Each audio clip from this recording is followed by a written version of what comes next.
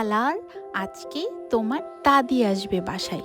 দাদিকে অবশ্যই সালাম দিয়ে ঘরে প্রবেশ করাবে। আর দাদির হাতে যদি ব্যাগ থাকে সেটা নিয়ে আসবে। শোনো, দাদির সাথে সবসময় ভালো ব্যবহার করবে।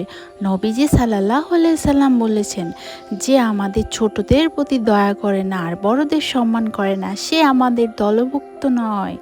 তুমি তো আমার আদর্শ ছেলে। দাদিকে তুমি খাইয়ে দেবে, দাদির যা সাহায্য দরকার সব তুমি করবে, সবসময় দাদির সাথে থাকবে। দাদির যখন তোমাকে কিছু বলবে কখনো বিরক্ত হবে না, দাদির কাজ তুমি ভালোভাবে করে দেবে। বড়দের সম্মান করা শুধু আদব না, এটা আমাদের ইমানের অংশ। যখন তুমি দাদিকে সালাম দিবে, তোমার জন্য ফেরেশতা দোয়া করবে। আর তুমি যদি দাদিকে খাওয়াও, আল্লাহ তোমার রিজিকে বরকত দিবে। তুমি জানো রাসূলুল্লাহ সাল্লাল্লাহু আলাইহি সাল্লাম নিজ হাতে কাজ করতেন, বাড়ির কাজেও সাহায্য করতেন। তুমি যদি করো তাহলে দুনিয়া এবং আখিরাতে সবার প্রিয় হবে। দাদির সাথে গল্প করো এবং দাদির সাথে ঘুমিয়ে যাও।